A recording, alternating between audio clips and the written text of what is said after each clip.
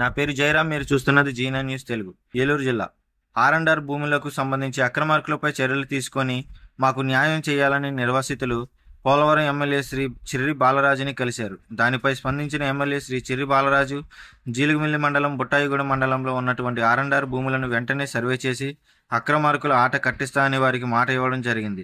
NDA కూటమి ప్రభుత్వంలో ప్రతి ఒక్కరికి న్యాయం జరుగుతుంది, అధైర్యపడవద్దు, మేము మీకు న్యాయం చేస్తామని భరోసా ఇచ్చారు. మాట్లాడరే అలాగే మంచిదా లేకపోతే ఇలా గురించి మంచిదా? అలా చేస్తే కొన్ని అవకతవకలు ఉన్న భూములు కూడా బయటకు వస్తాయి కదా. అలా చేద్దాం. ఒక 2 రోజులు మీరు సాల్వ్ చేసుకుంటా కానీ చెప్పాడు. కానీ సంవత్సరం ఆయన మళ్ళీ మా దగ్గర ఉంటుంది చేసుకొని సొంత వెళ్ళి రమేష్ గారు అని ఆయన కూడా అక్రమంలో ఉందా? మరి అప్పుడు మా అవన్నీ మడకమైన చేసేవాళ్ళు చేసేవాడు కదండి.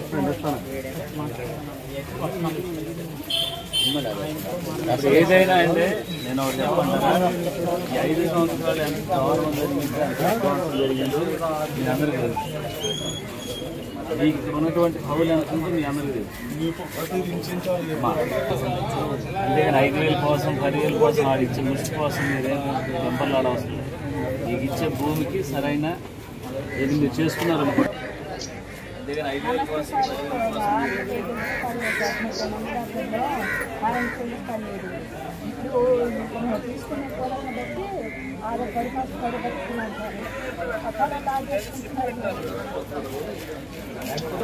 మళ్ళీ మాకు భూమి కావాలన్నారు. ఎక్కడి నుంచి తీసుకుంటాం?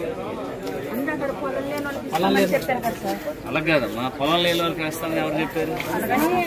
ఉన్నారో వాళ్ళకి ఉపాధి కూడా కల్పించాలి. అలాగే నిరుద్యోగులకి ఉద్యోగాలు ఇవ్వాలి. ఏది ఆర్&ఆర్ ఫ్యాక్టరీ నష్టపోయినటువంటి నిర్వాసితులు. అలాగే అదే క్రమంలో మీకు ఏదైతే మీరు భూమి లేనటువంటి వాళ్ళు ఉన్నారో ఆ భూమికి అక్కడ మీకు జీవనోపాధి కల్పించాలి అని ఇచ్చింది. కానీ మీకు భూమి ఇవ్వమని ఇవ్వలేదు. చెప్తారంటే మీరు ఎక్కడి నుంచి తరలించడానికి మాటలేదు. తర్వాత చెప్పిన అధికారి ఉండడు, మీకు ఎవడ హామీ ఇవ్వడు. జగన్మోహన్ రెడ్డి 2019లో ఎలక్షన్లు ఏం హామీ ఇచ్చాడు? 5 లక్షల రూపాయలు 10 లక్షల రూపాయలు చేస్తాను. చేశాడా? చెప్పండి. ఆ హామీ ఒకటి చెప్పండి నాకు. 18 సంవత్సరాలు కటాఫ్ ఇచ్చాడా? మీకు ఎన్ని సంవత్సరాలు? మీకు వచ్చిందా కటాఫ్ డేట్? నాకు అప్పుడు నేను ఇచ్చారా?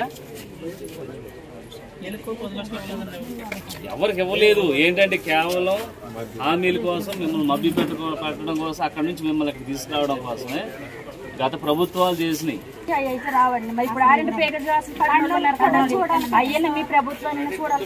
మా ప్రభుత్వం కష్టాల కోసం ఏ రోజు చేయలేదు. ఆఫీసుల చుట్టూ తిరిగితే ఎవడెవడో రోడ్డు మీద కూర్చోవాలి మాకు న్యాయం చేయండి అని.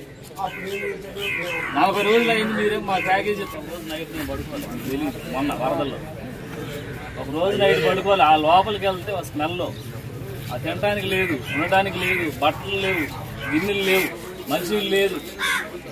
నేను దగ్గరుండి చూసాం. ఏ ప్రభుత్వం ఇలా చేయలే, మన ప్రభుత్వం చేసింది. అన్ని అవకతవకలు చేసి ఇవన్నీ ఎంక్వైరీ చేయాలి. ఈ డబ్బులు మీకు ఇచ్చాలి, మీకు నష్టపరిహారం మీకు ఇవ్వాలి.